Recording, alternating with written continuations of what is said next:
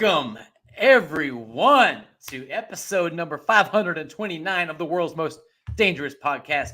We are the Riverfront's Red Show, and we're coming at you live post-game from opening day. Gentlemen, it has finally happened. It has arrived. The what should be a national holiday, what should absolutely be a local Cincinnati holiday.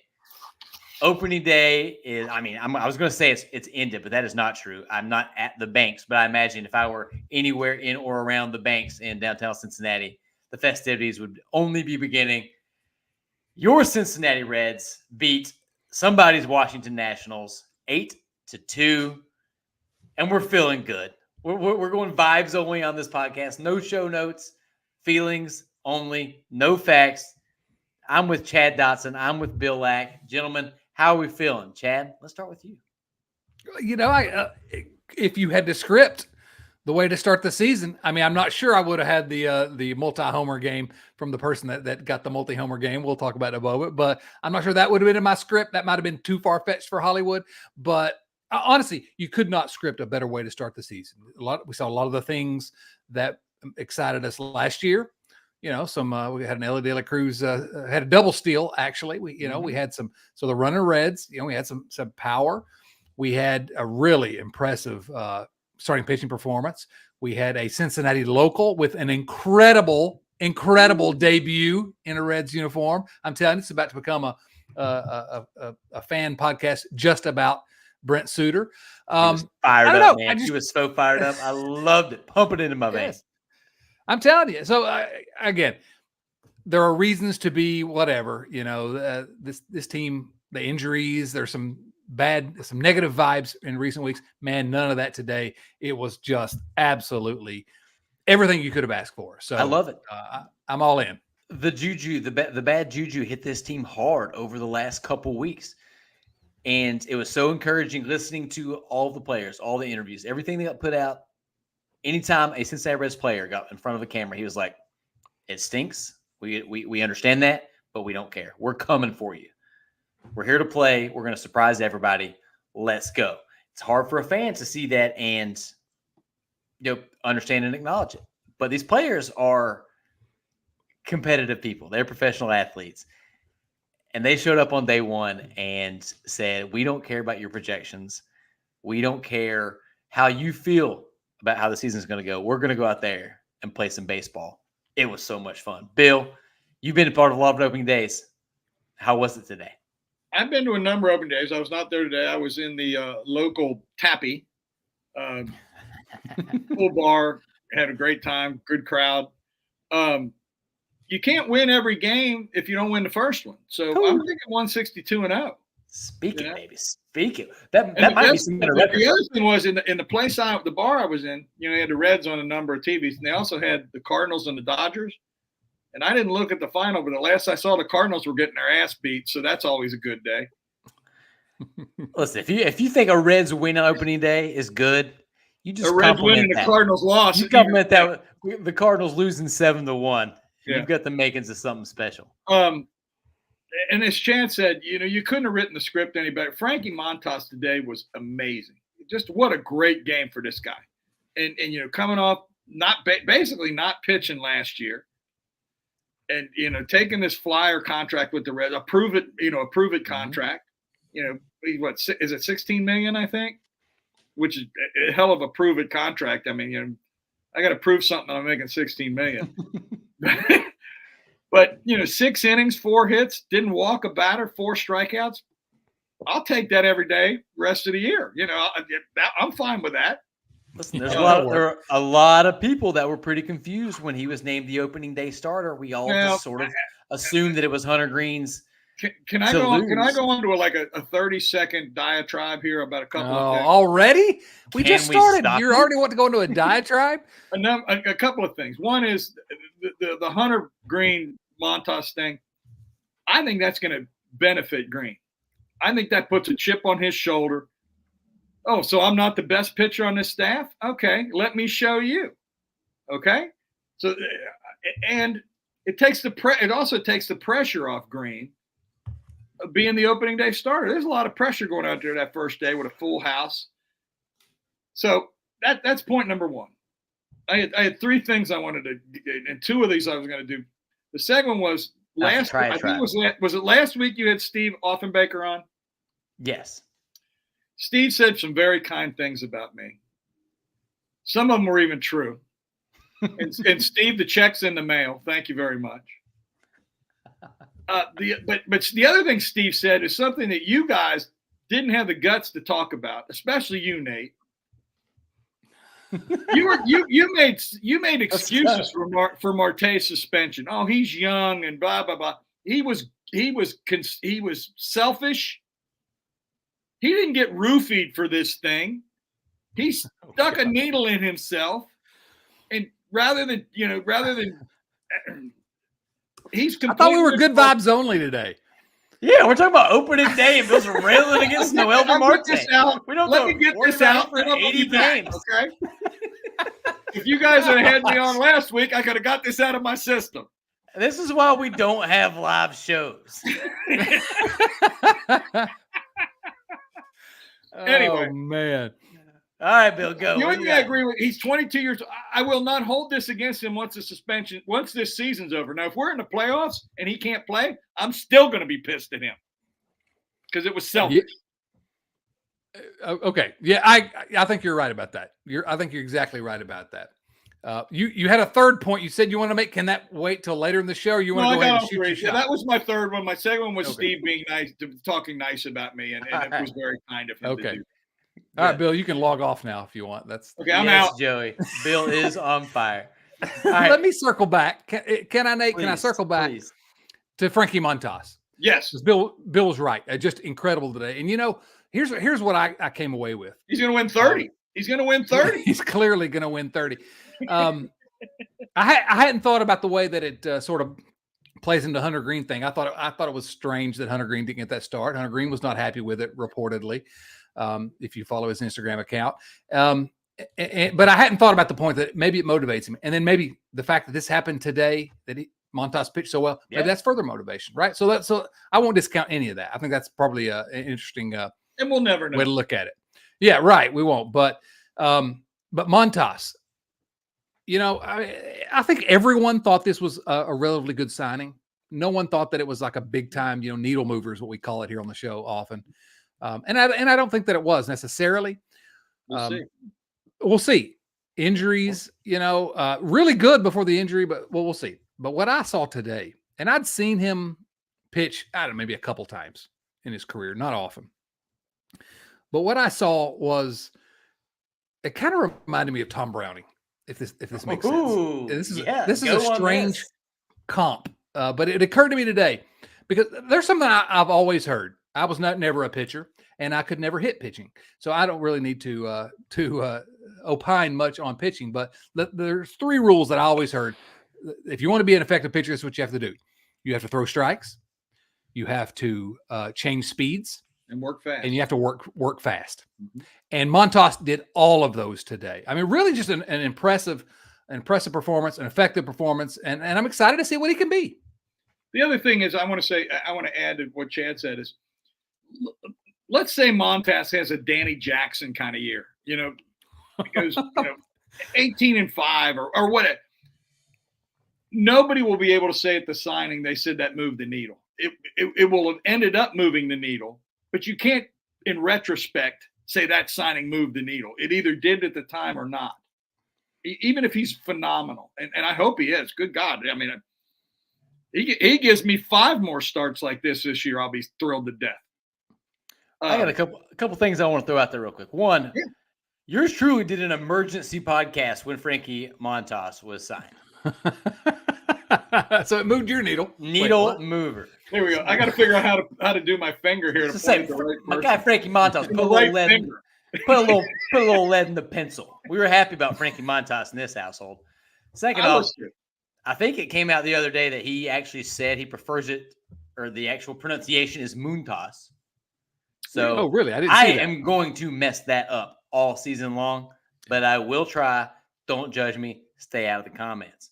JK, fire up the comments. We love the comments. We don't care. A couple things on Frankie Montas. So you said 6 innings pitched, 4 hits, no walks, no earned runs, and 4 strikeouts. A couple of things I saw on Twitter here. Frankie Montas is the first Reds pitcher to throw 6 scoreless innings on opening day since. Anybody? Not Charlie. Lee May. a little more recent than that. Johnny Cueto. Johnny Cueto in 2015. Okay. Frankie Wait, Montas. what number? Go ahead. Go ahead. No, I was going. What number did Montas wear today?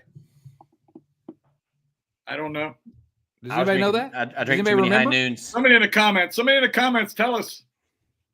I was, I'll tell you all the way back to Frank Pastore. Oh dear Lord! I'll tell you, he wore number 47. What number did Johnny Cueto wear? That's all I'm saying. That's all I'm saying. So he's reacquired the skill level of Johnny Cueto. Next thing you know, he'll be doing the Luis Tiant. I hope so. So Bill, you mentioned Frank Pastore.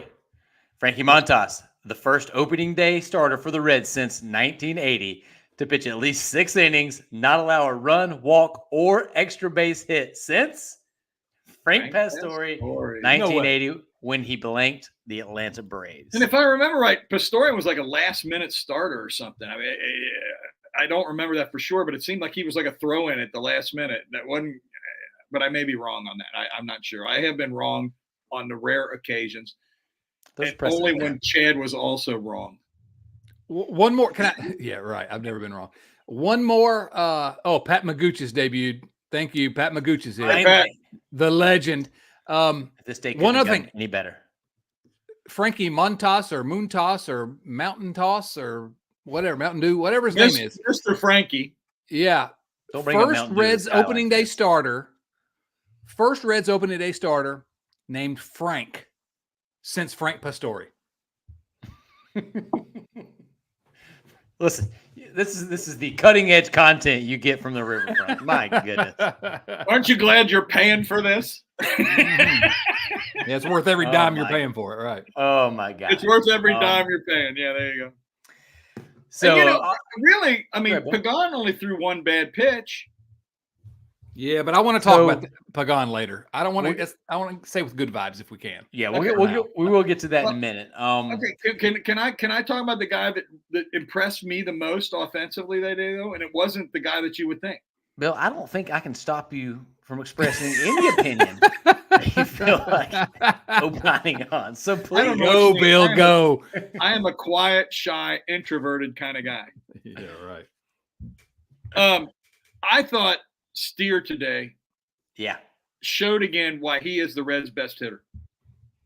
He's just steady. He's just always there. He never looks bad. Even when he doesn't get a hit, he never looks bad. And today he was on every ball that he hit. I mean, it seemed like every ball he hit was hard.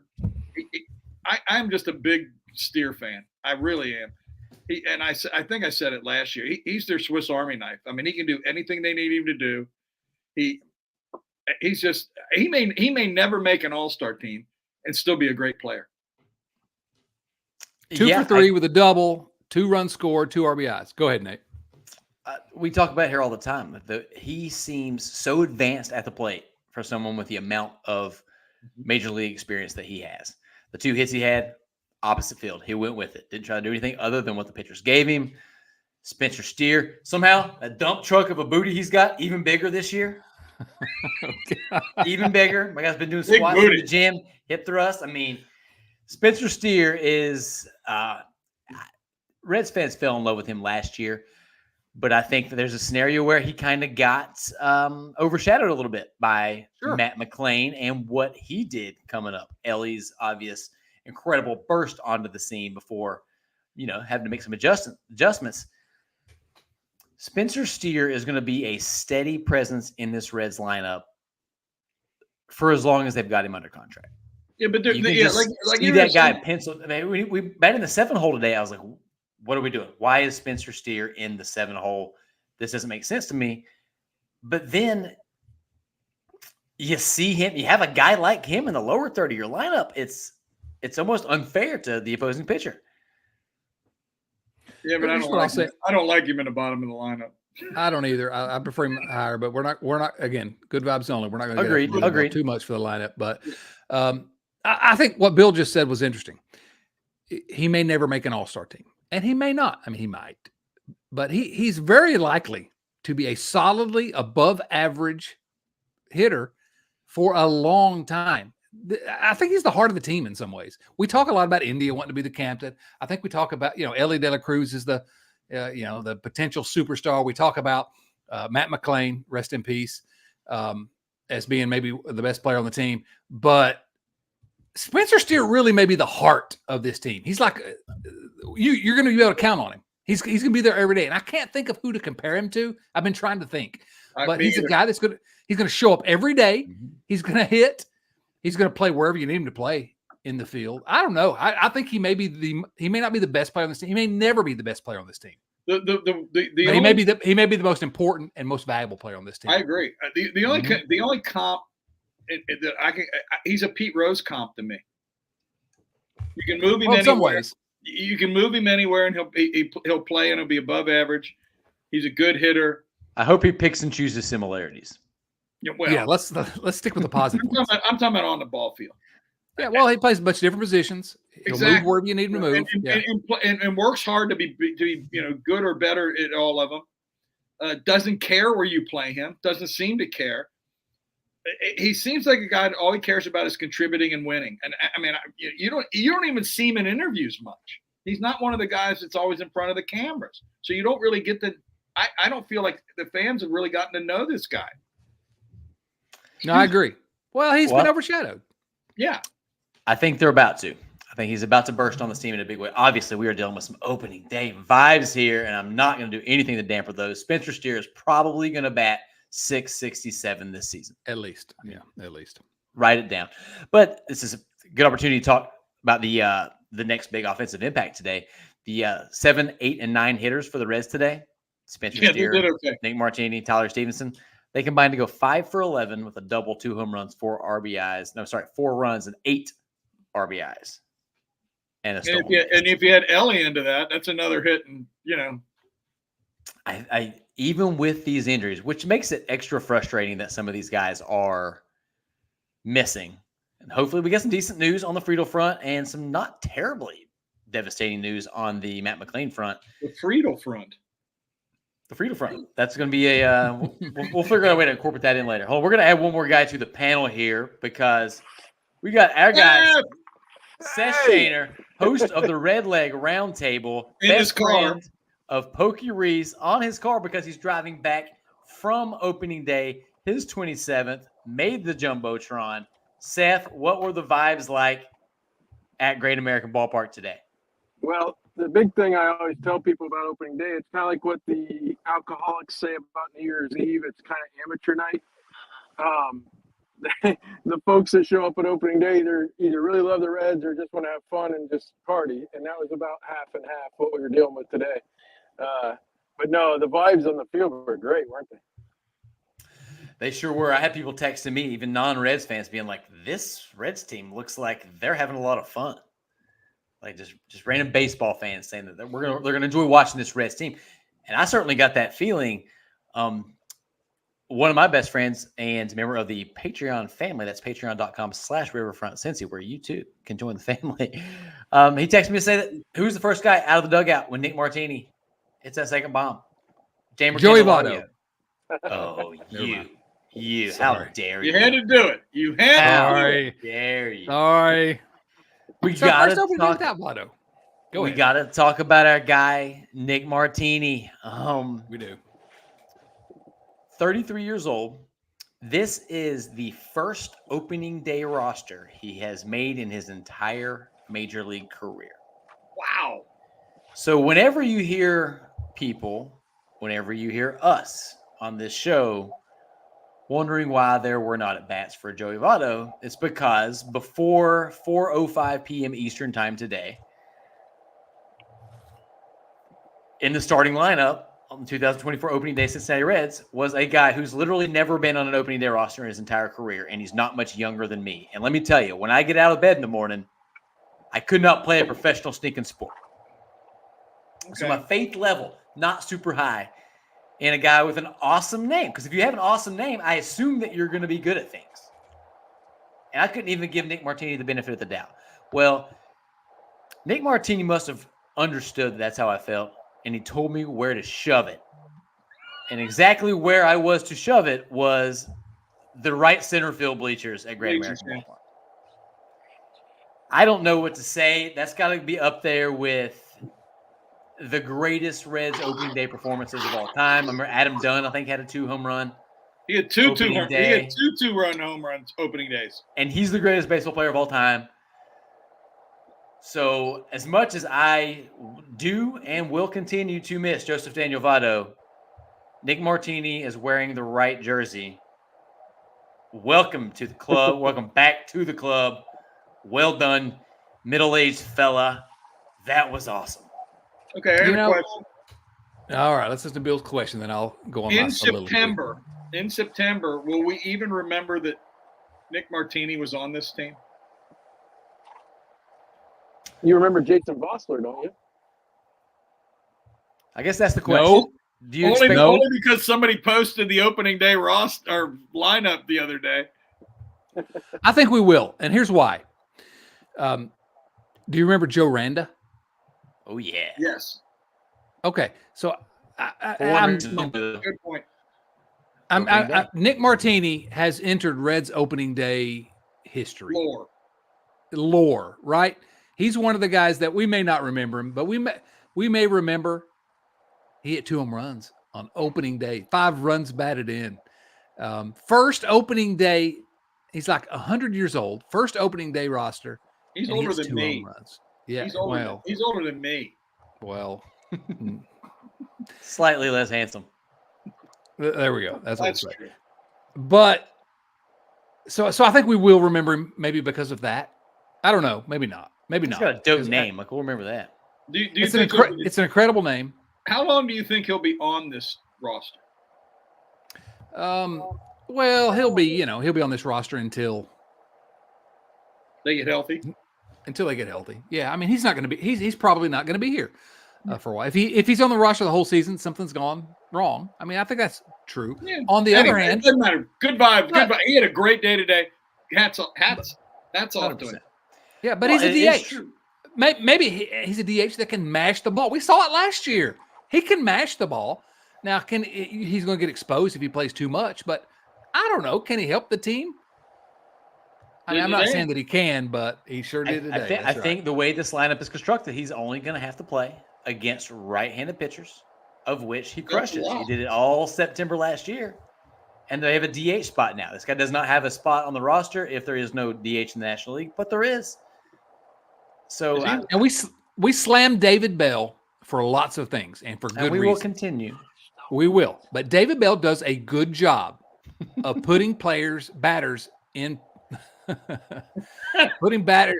position where they're set up to succeed. Only hit this guy against the pitchers he can hit. You know, I mean, I've got Jake Fraley last year. I've got something to say, but I'm going to keep it to myself because we're good vibes on. Oh, good. I can't believe it's the first time ever. Stick around for about 20 more minutes before Bill unleashes. And it's good for David Bell, but it's bad for the front office because anyway, moving on. We'll get back to that next week. Bill. Somebody tweeted out, and I have no idea if this is true. This is the first time the Reds have started 1-0 since 2007. That can't be true, can it? They had not done well on opening day lately. I don't know the exact numbers, but there's no way. A lot of years. That can't be. Yeah, that's 13. That's almost. Yeah, no. 2019. That sounds way more reasonable. Who else do we want to shout out from this appearance? I mean, I want to throw out some love to. Let's just go down the lineup real quick. Jonathan India, 1 for 4 with the walk. He looks pretty natural. Really, with a big throw in the first inning. Yeah. That's really good. Mm-hmm. He made Jesse look bad trying to take second base on that. Old friend Jesse Winker. Yeah, got. That's how I want it. That's what all former Reds to do is get a hit and then immediately get thrown out. Got to support those guys. But Jonathan India looked good in the leadoff spot. Made a few really nice plays at second base. Well, I'm not going to get too excited about his defensive prowess. Feelings, no facts. There was a ball that looked like a double play. It should have been a double play, and the guy beat it to first base. It looked to me like it should have been a double play, but I don't. Yeah, but as a leadoff hitter, he was patient. I thought he was. Yeah. I mean, I thought he's not the guy I would have started, but at leadoff. But I was pleased. He drew a walk, and he hit 2 balls over 100 miles an hour. That was a good day at the plate for Jonathan India. Chad, who would Bill just asked the question? Yeah, who would I? And I'm looking down this lineup, and I'm not sure that there's anyone in this lineup. I mean, I would have considered Ellie just because I want to get him as many at bats as we can get him. But other than that, I'm not sure there's anyone that I would have started over India at leadoff. It's not a terrible decision. Ellie had a good day. He had the strikeout was from the right-hand side, and it looked like last year. He made a bad swing on the third strike, but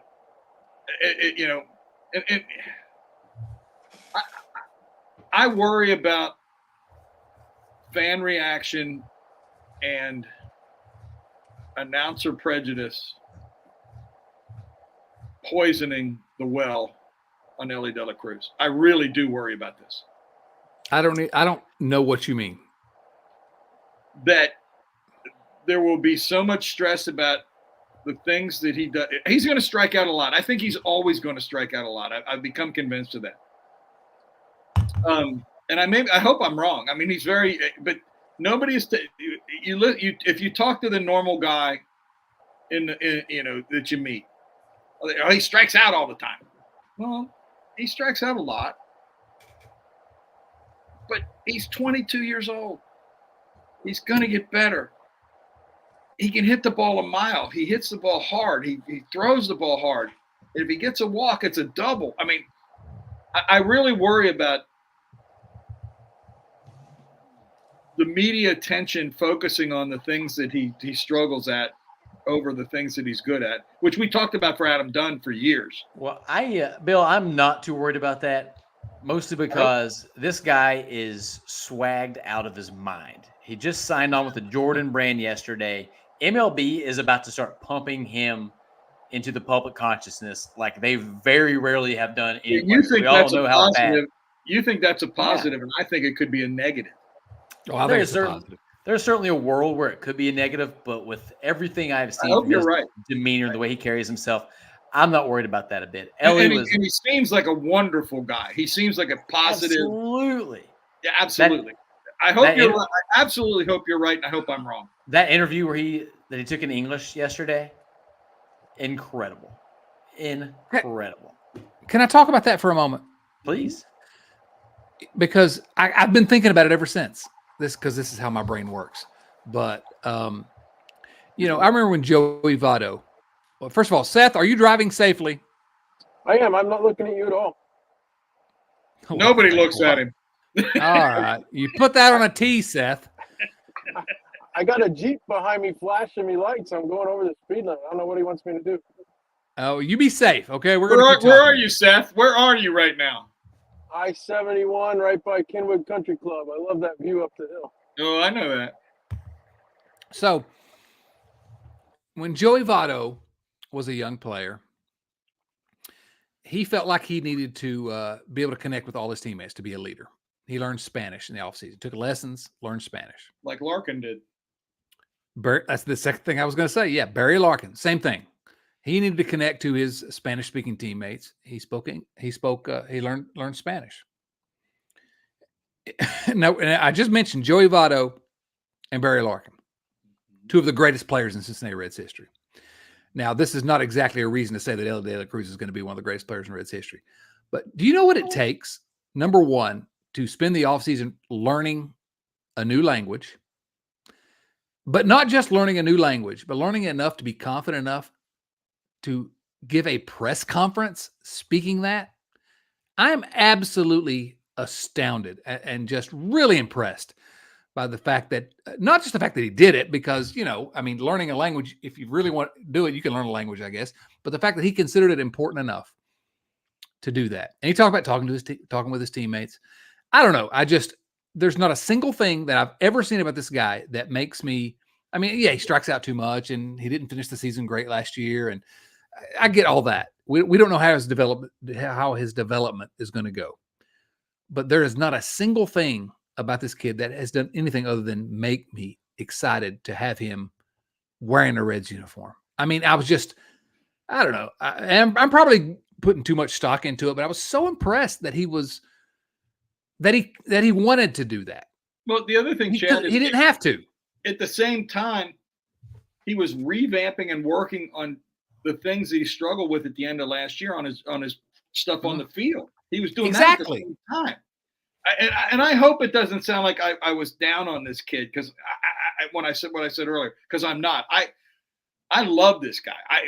He has a vibe that I don't remember in all the years that I've watched Reds baseball, which goes back a couple of days. I don't remember anybody that brings the excitement to the fan level that he does. And I'm just worried about the media poisoning the well. And I hope I'm wrong, but I've seen it happen here before, and it scares me. It really does. Well, and to that point, we have seen it. We see it all the time. Every good Reds player gets picked apart for the things they can't do. Joey Votto, Adam Dunn, rather than things they can do. Or if they make too much money. But I think to Nate's point, maybe if he's a national superstar, maybe that changes the. I hope so. And there's one thing that every professional athlete wants, and that's to become undeniable. And I think that there is a chance that happens with Ellie. I mean, did you see what he wore to the game today? I did. No. I did see that. Yeah. Goodness, this guy has more confidence. Was it like a Joe Burrow outfit? As cool, if not cooler. I'm talking red button up, unbuttoned, no undershirt, just abs dripping. We've never seen him. Major League Baseball might have never seen him, and if they have, very, very few times. And I think we're in for something special. Get into it. He was 1 for 3 today, 2 runs scored, 1 walk. My favorite Ellie moment of the day was I had a buddy text me and say, I have a 7-leg parlay going in this game, and all I need is for Ellie to get a hit and a stolen base going into the 8th inning. What happened? Boom. How much did he win? How much did he win? It was $10 to win 200. So pretty good day for old Clay Christian. I would never have the guts to do a 7-leg parlay. I would never have that much confidence. I am not worried about Ellie. I am so excited. I think he's going to have a huge year. Okay. Jim Stackhouse has a good question. Did you expect Martini to hit 2 homers and have 5 RBIs in 1 game? I didn't expect him to do that in 2 games. Maybe I didn't expect him to do that in his career with the Reds. I expected him to do it every game. Okay, I have a question. We don't demand much from our players. I have a question to the panel here. Can we talk about the Ohtani gambling thing, or do we want to put that off? We're going to put that off. Yeah. Well, Nate's riding this train, driving this train, but yeah, we'll stick with the Reds for now. We can. I'm not going to pour myself a whiskey. There is a Reds component to this story. Let's not act like there isn't. All right, we'll get into that in a minute. Let's talk about another Reds. Next week. Next week is fine. Let's talk about Brent Suter. Can we? I don't like when he got signed. It didn't do much for me. I looked into the stats. I like okay, this guy has been pretty good his whole career, so that raises the floor a little bit. He's fun. He was fun to watch. He throws a bunch of pitches. He mixes it up. He's the opposite of this power pitcher era that we seem to be just shoved down our throat by Major League Baseball right now. But from day one, this guy got to Cincinnati, and I don't remember a player ever leaning into it harder. Montas scene has. Not in the way Suter did. He's like, I'm from here. This is my home. I think he. Well, he's not from here. He's from the east side of town. That's a whole different thing. You have to be from. Oh my gosh! All right, you're on probation. I think Todd Frazier maybe helped him buy the house that he lives in because they were friends from the league. Every time he's in front of a camera, he's the exuberance flowing out of this guy, not just for being a Major League Baseball player, but for being a Cincinnati Red, is everything you could ever ask for as a fan. And then he comes out on opening day Yep, gets lost a that. chance to go 2 innings pitched, 0 hits, 0 earned runs, 4 strikeouts, including striking out the side. He was the man. You simply cannot draw up a better script for a guy who cares that much. I mean, And then his reaction afterwards was just it was incredible. When he went into free agency, he said he wanted to pitch for the Reds, and I maybe misremember, but I thought there was a second guy. There were 2 guys that went into free agency, and I can't remember who the other one was, and I feel terrible. That they both said said he wanted to pitch for the Reds because of what he'd heard about the organization and youth and whatever. You wonder if the culture is changing. And this makes me think of the Bengals.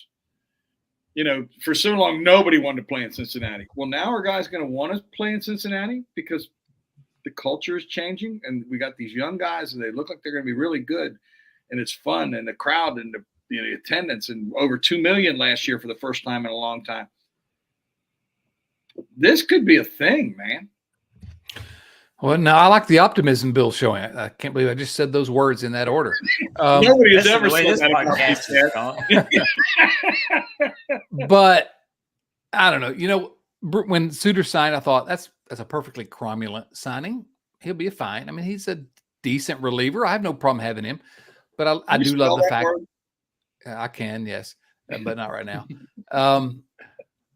But he wants to be here. He's a local kid, and the Reds always try to sign the local kids, but he wants to be here. It's his team. And there's just something about that to me. But then to show up on opening day, and again, we're talking about opening day in Cincinnati. It's not just opening day. Brent Suter knows what opening day in Cincinnati means. And so to show up on opening day and then strike out the side in your first inning, I mean, are you kidding me? What a debut, man. I'm so happy for him. And pitched 2 innings. I mean, you knew if Bell could get him into the game today, he was going to get him into the game today. And be out there and just be a stud. I mean, yeah, part of me thought that David Bell might get Alexis Diaz in there just because he had a bit of a less than stellar spring and get him in there with a low pressure situation, have good reps. Nah, play the hot hand. And I think that unlike last year when David Bell had to throw his better relievers anytime the game got hairy at all, the options this season are so much more palatable than we had to deal with last year. And how many wins could that be good for? When Alexis Diaz doesn't have to go out there every time a 5-run game becomes a 3-run game. Or pitch on 3 days in a row. Yeah, absolutely. So shouts to Brent Suter. We probably ought to talk about the other reliever that appeared. Yeah, let's dive into that. Chad had something. Chad wanted to talk. Well, so go ahead, Chad. Nate. I was just gonna say Emilio Pagan, the other big free agent splash other than Nick Martinez and Damer Candelario, who we can talk about in a minute also, even though we're trying to do good vibes only. 1 inning pitched, 2 hits, 2 earned runs, a K, with a bomb allowed. I will say 2 things. One, the pitch that he gave up the home run on was a very difficult pitch to hit. I happened to be watching this game beside a hardcore Atlanta Braves fan who literally said 2 pitches prior, if he puts one up and into Eddie Rosario, he's going to take a yard.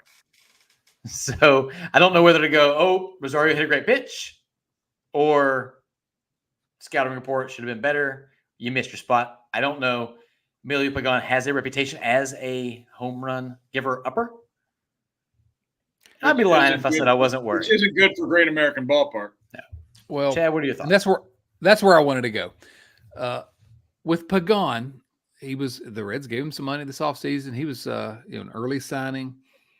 And the whole time since that signing, I've been thinking, I hope the front office knows more than I do. And I assume they do.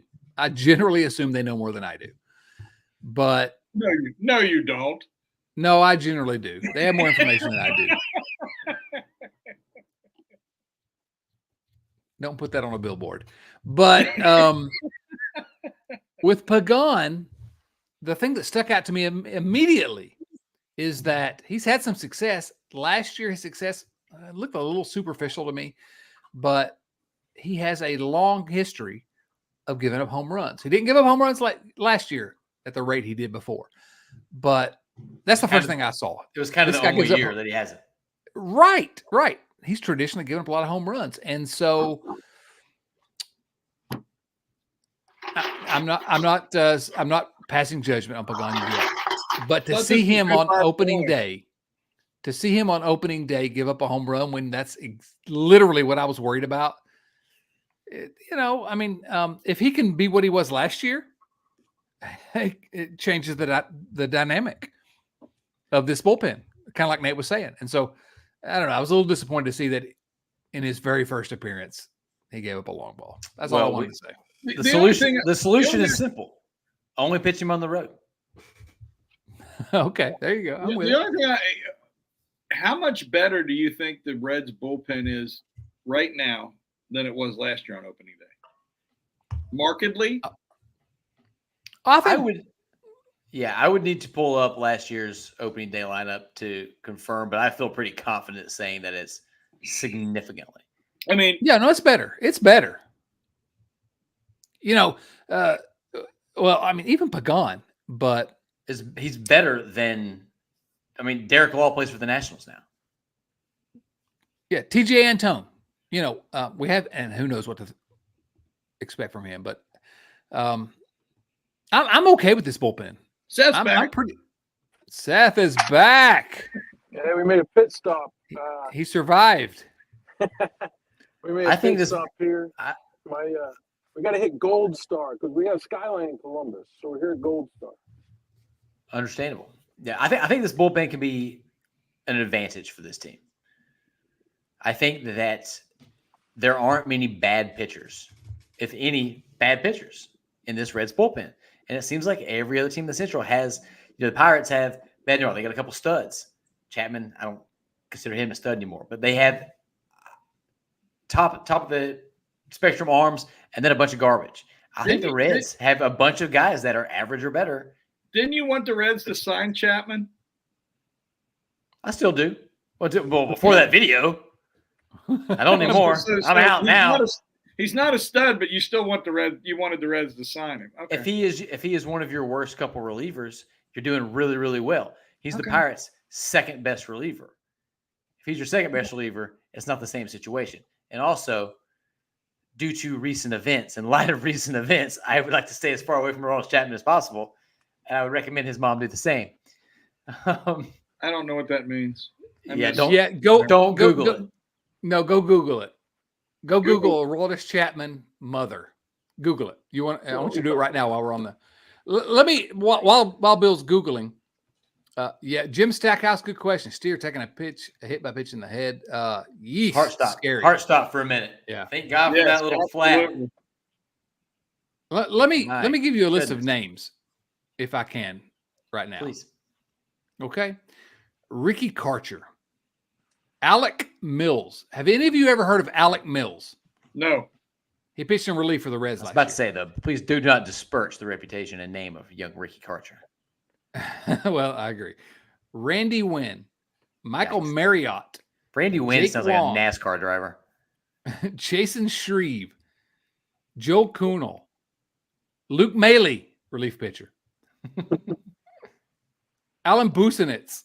Silvino Bracco. Connor Overton, Casey Legumina, Carson Spears, Reaver San Martin, Kevin Herget.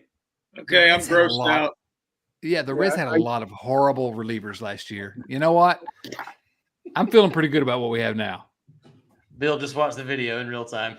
Actually, I didn't. Did he watch it? I read the story in the New York Post. It's worse than words can convey.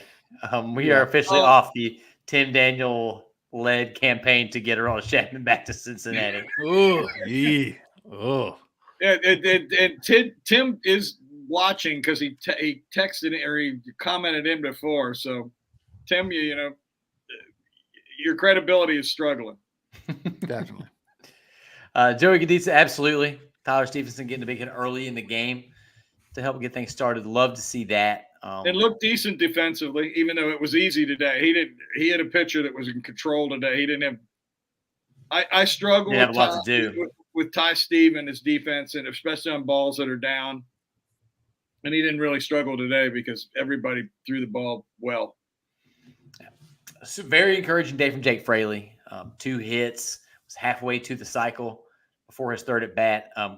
Fantastic heads up play in the outfield, gunning down Jesse Dart. Winker, second base. If you can get a healthy Jake Fraley all season long.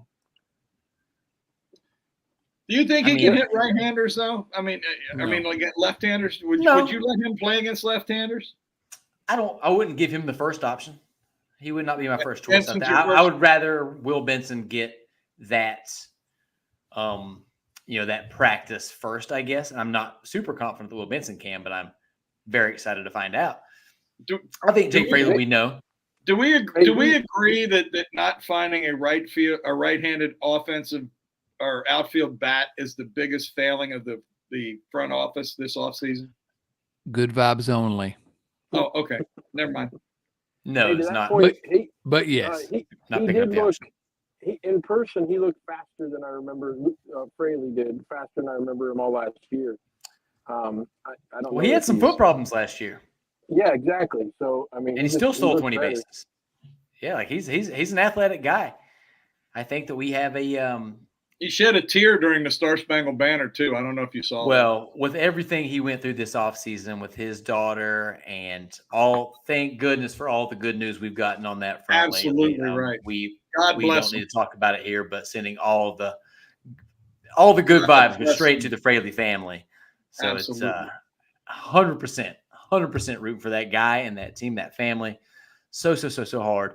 And he made an impact today on day one. And, you think about the Viking helmet.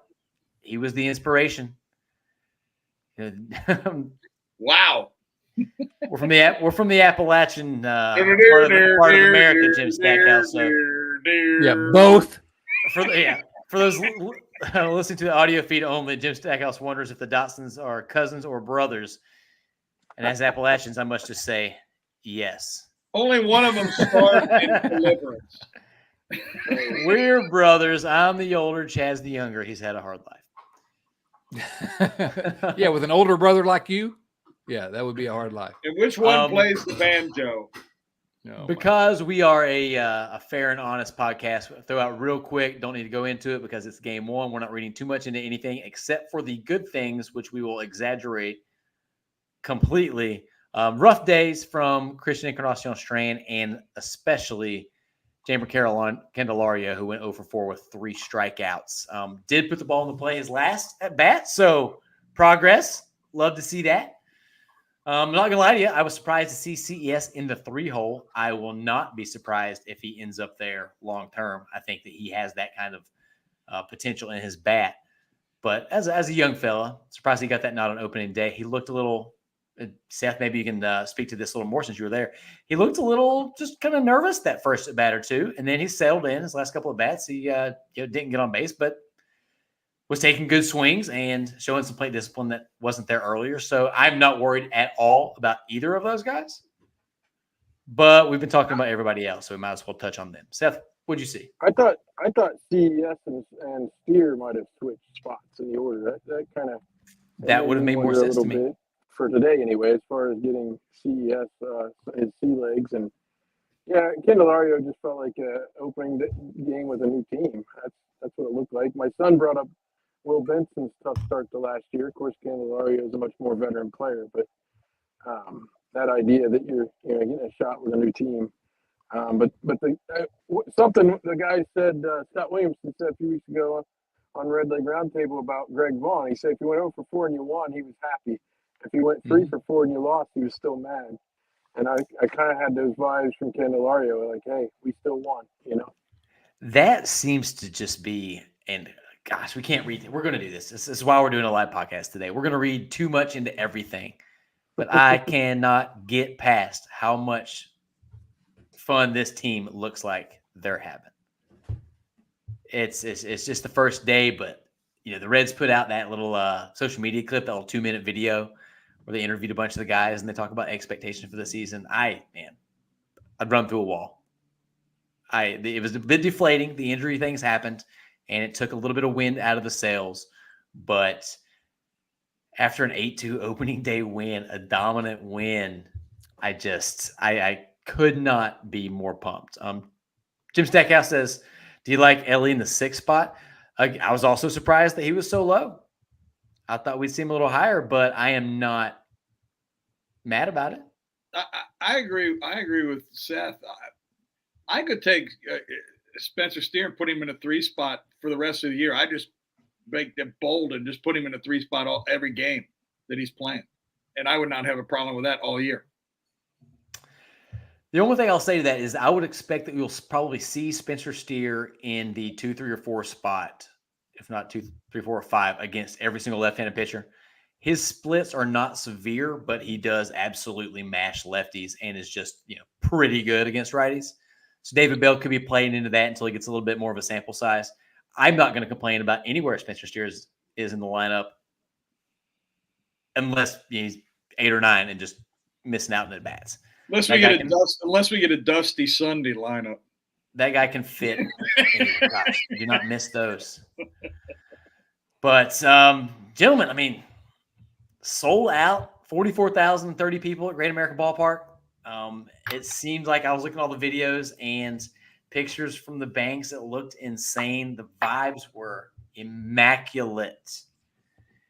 We're approaching an hour here. Let's go around the room real quick and any sort of just parting vibe checks from the gang. Bill, you want to start us off? Can't wait to. I hate the day after opening day. I hate it. You're ready. It's great. Even if you lose, you're like, God, we want to get back up there tomorrow. We'll win tomorrow. And if you win, you want to win the second one. So now we got to wait till Saturday afternoon. And I can't remember. Now, this may be my memory, and I did not look this up. I can't remember the last time opening day was on a Thursday. Seems like it's always on like Tuesday. And it used to always be the Tuesday after the NCAA championship. So the fact that, it's today and then they got a Friday off and then they play Saturday late and then Sunday day and then they go on the road. Excuse me.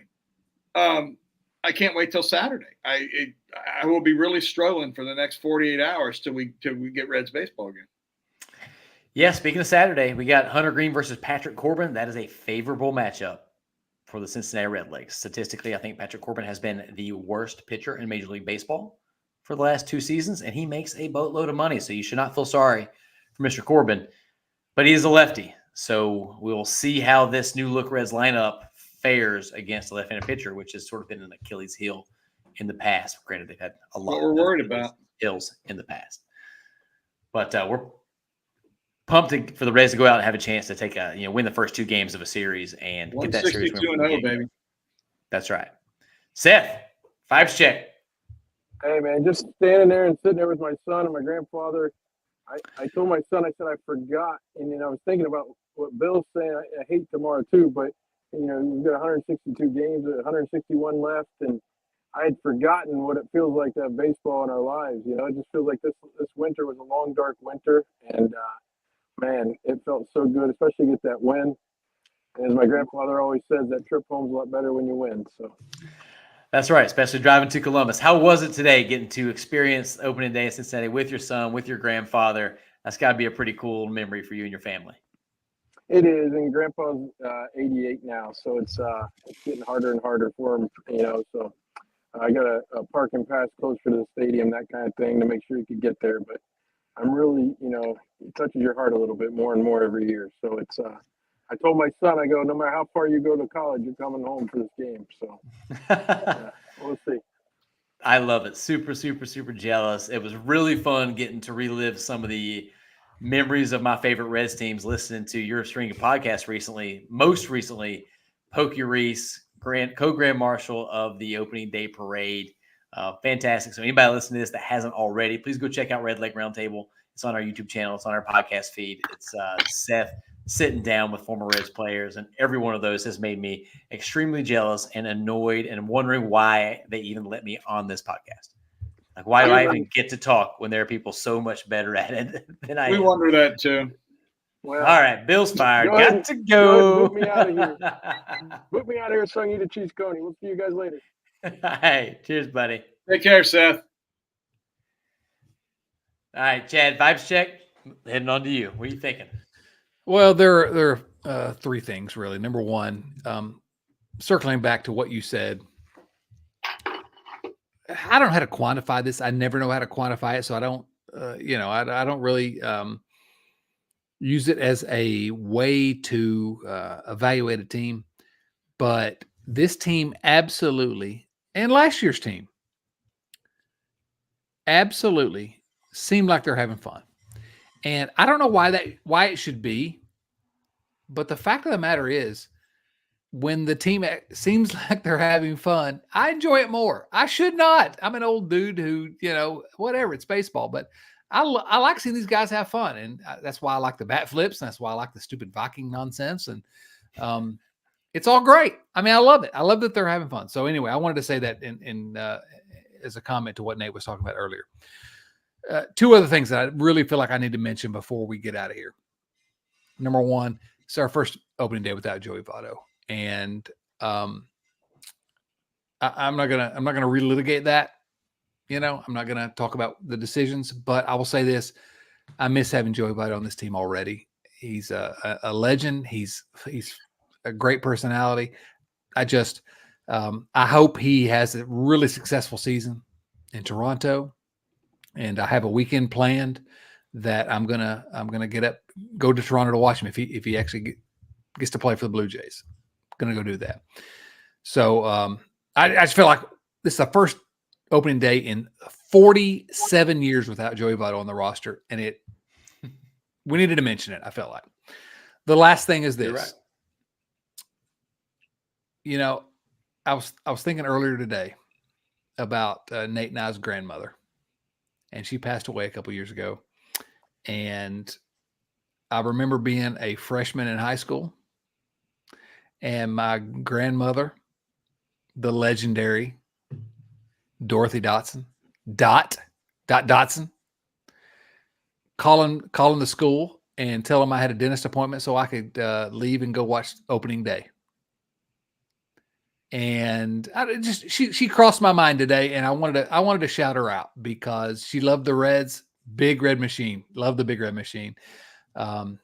She was 92 when she passed, and just I don't know. I was thinking about her today, and I wanted to mention her. So anyway, opening day special.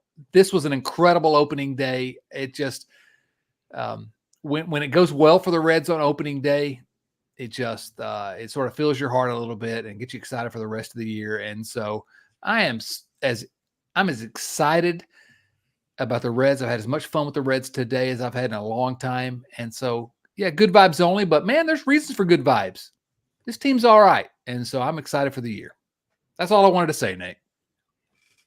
I can't say much better myself. I mean, we can do good vibes only on here, especially when it's good vibes only out there on the field. So the gentlemen, I think we're gonna have a good time watching this team no matter what. Chad said is all the time, if you can't be good, be interesting.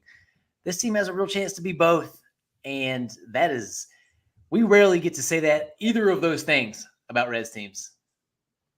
And I think this year is going to be something special. Maybe I'm riding the opening day highs, maybe not. But as much as we hate that day off tomorrow, it just lets me ride these highs for one day longer. So, guys, thank y'all for coming on. Appreciate y'all joining me and talking out some opening day scuttlebutt. If you are watching this, we appreciate you for tuning in. If you are listening to this or watching it tomorrow, thank you so much. We could not do this without the support of all of y'all. Likes and follows, all the places, they help a lot. But the biggest shouts go to our Patreon family. It's at patreon.com/RiverfrontCincy. If you would like to join in on the hijinks, we'd love to have you. So for who? Who are we signing off with? This is a live show. Oh, yeah, no notes. We forgot to name an obscure former Red. Joe Randa. There you go. Gotta be Joe Randa. To Eli Cash, Wayne Kenchicki, Adam Dunn. For Joe Randa, for Joey Votto, for Chad Dotson and Bill Lack, I'm Nate Dotson. So long, Cincinnati.